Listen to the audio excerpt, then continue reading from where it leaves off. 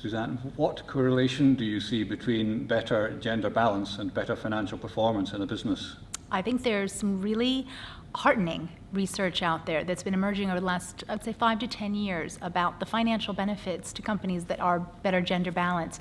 So what the data shows us is that companies that have at least 3 women on their board are more likely to have a higher return on equity, higher return on sales, and higher return on investment.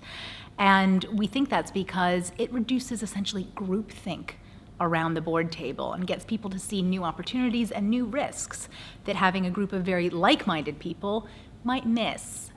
Similarly, research shows us that companies that have more women in senior leadership are more likely to have higher customer satisfaction scores and higher employee satisfaction scores.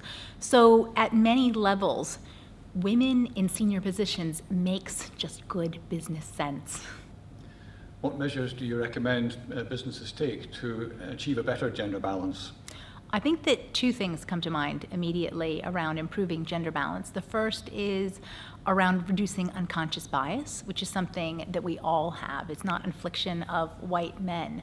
The problem is that in many organizations, we tend to have leaders who fit a certain model, and they tend to, as all humans do, we tend to mentor in our own likeness. So check your promotion and hiring processes and make sure they're really robust, going on objective measures rather than simply gut feel, because too frequently our gut feel is about who we like, and who we like is often versions of ourselves. I think the second thing I would suggest is to really make sure that everyone in your organization feels equally able to access flexible working.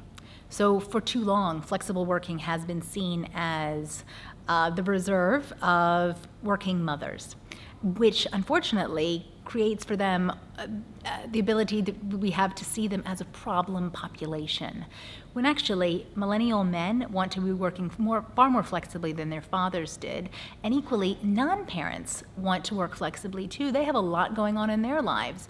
So until, paradoxically, more men and non-parents are too asking for flexibility, the challenge is that companies will see working mothers as a difficult group to work with, and it will always be relegated. They'll always be relegated to secondary roles. So getting more men to ask for those types of things is actually good for everyone.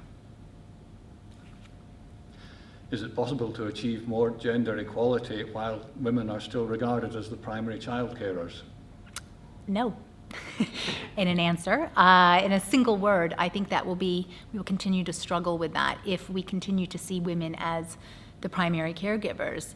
What heartens me about the Law Society research is that they saw a significant shift even from 2006 in the numbers of men and women who saw childcare as a joint responsibility rather than just something she needed to do primarily.